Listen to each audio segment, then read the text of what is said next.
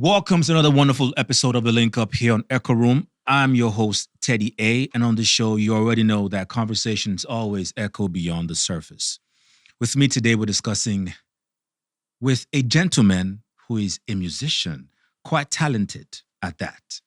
Afrobeats is growing and will continue to grow. And we will keep seeing stars like this gentleman right here on the show. With me today, I have Samsix, Presido Six Nation. How you doing, brother? How you doing? For those who don't know me, I go by the name of Samsix. Very, happy to be here today. Glad to have you. Thank you for having me. So I wanted to say, start off by saying shout out to Six Nation. Those are my fans. I call them Six Nation. Right. And you guys have been holding me down for a while. And I want to thank, all the people that, stream my song Melody on YouTube. We were able to get to number 2. We almost went number 1 in Nigeria for all this, for YouTube in Nigeria. We almost got to number 1. But the only thing that stopped us from getting to number 1 was when Rema dropped this video, I Just Want to Have Fun.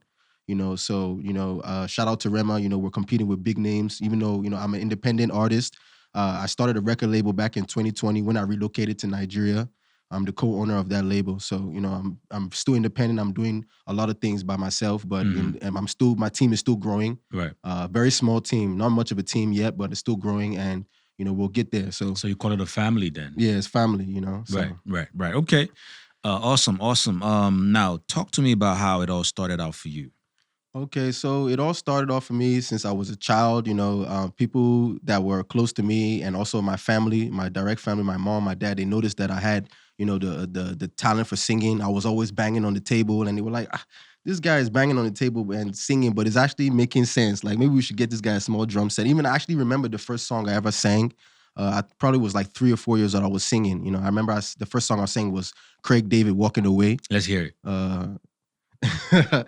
I'm walking away from all the troubles in my life. I'm walking away, yeah. Oh, to find a better place. Okay. So, I was singing since a young age. I've always had the talent for singing, and so that's where it started. I recorded my first song, "Walking on Clouds," at Night House Studio. One of my family friends, his name is Temi Gomez. He was the one that recorded my song, "Walking on Clouds," and a lot of people started from Night House. I believe Wizkid actually did a song with Night House, "Holla at Your Boy," right? Yeah.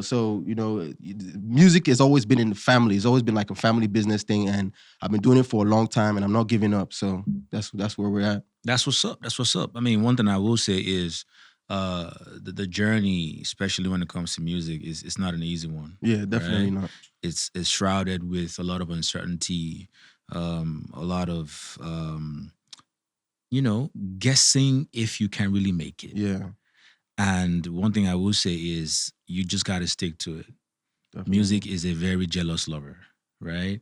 It's like a woman who you're dating and doesn't want you to date anybody else. Mm-hmm. It wants you to focus on it solely, and I wish you all the best. Thank you so much. I appreciate that.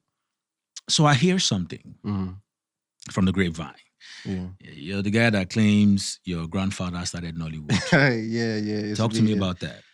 It's not really much of a claim. It's actually documented facts, and I'm facts. actually wanted to state something today. This is not to, this is nothing against, Seun Kuti and, the Kutis and Fela and his family. I'm not here. I just don't want history to be destroyed, and I just want the truth to be said. Right. My grandfather actually not only started Nollywood, he actually started Afrobeat. What's his name? Hubert Ogunde. A lot of the, younger people, younger generation, they may not know who he is because of the fact that, the gap, is there. But, if the older people, even as old as, the former presidents, current presidents of Nigeria, those people back then, they actually used to come from my grandfather's place and actually, they knew a lot about him, the older ones. And another thing about, the difference between my grandfather and Fela was that my grandfather spoke Yoruba, in his music strictly. He didn't speak any English. So a lot of people were not able to Ogunde, understand. right? Yeah, Ogunde, because of the language barrier. But, Fela was a greater musician. I was able to reach a lot more people because of the fact he spoke English, and he was able to relate to a lot more people. I think one thing I can say from my own little experience in music and being around music is music cuts across all cultures and all races. Yeah. Right? So it doesn't really matter what language you're speaking it in. As long as the message, the rhythm, the melody Speaking of melody, that's the title of your song, right? Yeah, yeah, definitely. So the melody and all of that, kind of helps. So even if you are not speaking in a language that everyone understands, if there's rhythm, there's groove, I think it cuts across every race and Yeah, I every agree. culture. I agree.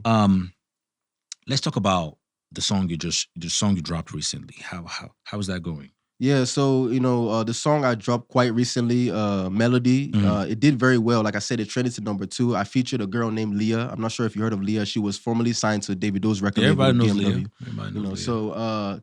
So we just built a friendship. I bumped into her one day. Was it a friendship or No, just friendship. workship? No, friendship. Just normal friendship, and the musical chemistry was there. The friendship, picked up over time. She's somebody that's very, very serious about music. She's very hardworking, very strong woman. I bumped into her at a supermarket, and then Here in Lagos? yeah, Nigeria, and then we exchanged contacts, and then after I dropped my video, It's Okay, the video was good, the song was good, a lot of people liked it, and it did over 1 million views on YouTube, and then A million? Yeah, like it's at 1.4 now. Okay. So I reached out to her, and everybody knows I'm doing this thing independently, so we talked, and the music, I don't really do collaborations just based off of name. I do it off of like the musical chemistry, the energy and all of the that. energy, and the energy was very good.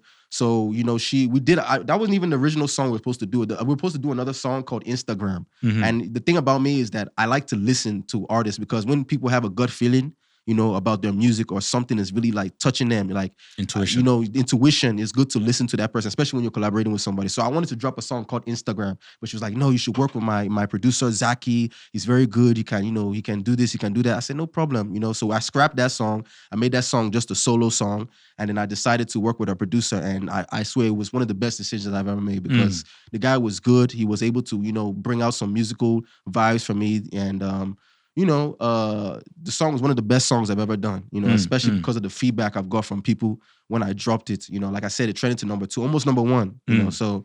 If not for If Rema. not for Rema, so shout out to Rema, so shout out to Leah. Shout out to Leah too, definitely. Shout out to Leah, because she followed her gut feeling, and one thing I will say is about talented people, it's a spiritual gift. Yes, music is spiritual, and anyone who is musically inclined, you don't have to be a singer, it could be instruments or whatever, there's a purpose. There's something, backing them up, Definitely. right? There's something whispering in their ear, from time to time.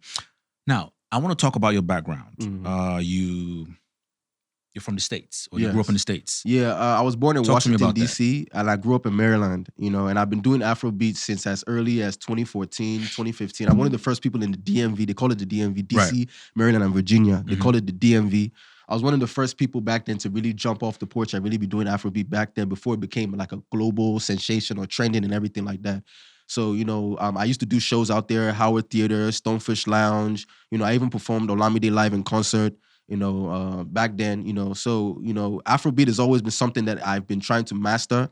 And I took a huge sacrifice from, coming from, the US, living in the US, growing up in the US, to come to Nigeria, started to speak pidgin, they do all these things, getting really into the culture. And I think I've really mastered my sound, within the last 6 years. So I have so many unreleased songs, and I've improved a lot since back then when I was doing it in the DMV. So it's a long story. Yeah, that's the thing with a lot of artists coming back home. Cat P, IOJ, myself. Yeah, I've heard of IOJ. Yeah, we all had to make that move. Well, Cat B is still back in New York. Mm-hmm. But then one thing that, they would always tell everyone is you need to go back to Nigeria. Yeah, definitely. You need to come back to Lagos. Yeah. Because no matter how much you're feeling that sound, you can never do like those who live here. Yeah, you have to be inside the environment. I no go regret that, bro. Like coming back to Nigeria is one of the best decisions I don't make. But you don't spend money where we're now. I don't spend money. And it's funny, like I've spent a lot of money, but a lot of people don't know my full story. People in Nigeria just believe that, now papa get money now, why? But people don't know that I struggled a lot in the US. I actually, dealt with homelessness on and off. My dad was struggling. Yeah. I used to sleep in the cold, sleep outside. There was a time where I only had $5 to but go. But who go believe you now? That's the grace of God. That's just the grace that, I don't look like what I've been through. Facts. But people in the US, they can attest to this guy. Like Facts. I remember this guy was outside looking crazy at one point. This guy, like people in America, they really looking at me like, wow, this guy has gone far. This guy is, at least he's doing something. He's doing something great. And a lot of people in America that's coming from seeing me the way I did look before compared to now. Like they're like, It's kudos progress. to yeah. Okay. So Okay. That's what's up. Let's talk about you being independent. You know, yeah. didn't you get any offers from the States, investors, and then even here in Nigeria? What made you, delve into going into music independently? Because that is capital intensive. Yeah, it's very, very expensive. Right? I They mean, chop money. yeah, they chop money well. So what's it make you reason say, man, let me do this on my own? Well, like I said, I've always, my family has always known that I had the talent for music, and I feel like music kind of skipped my grandfather's first generation of children. He had like 20 something wives, a lot of children, but I'm his grandson. It's my mom's dad actually. Ogunde, so right? yeah, Ogunde. So it was like a family thing. We like my dad, after going through some things in the US, he said, why don't you just relocate to Nigeria? Let me try and help you with your music. I could have stayed there and, figured out things there, but I said, you know what, coming to Nigeria just to get into the musical sound and actually, get into the background of things. I said, I agreed and I came to Nigeria and we started putting money into the music. And we're not planning on stopping, because my dad is not a quitter. I'm not a quitter. I don't come from a family that gives up. My own family, they have their own struggle success story, right? Too. So we're just pushing it. And like I said, being the grandson of Ogunde, there's a lot of pressure on me. I remember when I dropped the song with Ichaba, he was also signed to Davido before. A lot of people were commenting, "Oh, this guy, is he sure he can sing?" Blah blah blah. We're saying terrible things to me in the comments, but I only take what I hear as like motivation, to do better. And since then, I've only gotten better and better. I just dropped a song with Barry J. That's my most recent song. I'm not sure if you heard of Barry J or not. Of course. Barry J, yeah. He's very good artist. One of my favorite artists. Yeah. Are you serious? Of course. Wow, yeah. Very good, very talented, very good singer, And I like to classify myself as a singer. I don't really classify myself inside a genre, of just Afrobeat. I'm a singer, though I do Afrobeat too, but I started doing R&B, soul, hip hop, stuff like that. So I do a lot. But Afrobeat is like what I'm really focused on because of like my background and, the things I don't even speak Yoruba fluently, no be lie, but I just learned to just try and, you get blend. They blend down, just the blend. One thing I will say is for artists who are comfortable, in different genres, I would say they are Afro fusion artists.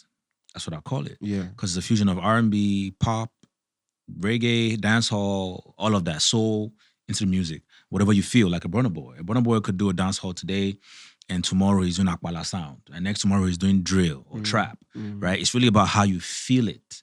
So for me, I would term that, I'll term you from what you're saying, an Afro fusion artist, right? Definitely. But I'll hold that for now. This is the Link Up on Echo Room with yours truly, Teddy A. If you'd love to be a part of the show, be a guest, a sponsor, a donor, you want to donate some cash, understand? Because now money, they make the pots and the soup sweets where, yeah? Send us an email to the details at the bottom of your screen. Now, back to you, Samsix. Before I let you go, I know you're a busy man and you got a lot to do. What are your plans for the future? Where do you see yourself in 5 years in this industry? That's a good question. Like I said, growing up in the US, I'm able to try and combine both the Afrobeat sound with the American sound, or the Western, or I don't know what word to use, but the sound that they have abroad. I want to take Afrobeat to like a next level, a global, level. Whereas like, a lot of the artists that we have in Afrobeat, they all grew up in Nigeria mostly. So they're not really sure about, some of the formulas that people use in the US to make music. Internationally. Internationally. So I want to combine that. So I have so many, other songs, that are not just local. I have the local ones. I have the ones where we say something where we say international people go the vibe to. You understand? So I wanna take, Afrobeat to the next level. And I believe that I'm a good candidate to do that because of the fact that I've lived in Nigeria, I've lived in America. I actually went to secondary school in Nigeria.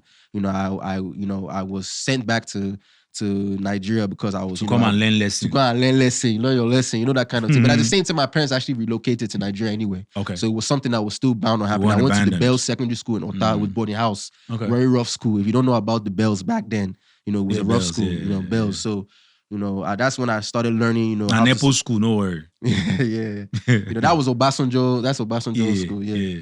So that was Chief Obasanjo school. So I've always planned or wanted to do Afrobeat. I remember back then, my classmates were telling me that, oh, you can sing or you can do you can't do Afrobeat, just stick to R&B. But that thing always was ringing in my head. So I was even happy that I relocated back to Nigeria and tried to show myself that, okay, I can do the Afrobeat. And I feel like I've been able to capture that sound. The last song I did with Barry J, people are loving it a lot. And I'm speaking Yoruba and I'm blending it, I'm fusing it. So Barry J is awesome. It's making sense. Awesome. Yeah, Barry J is great, So okay.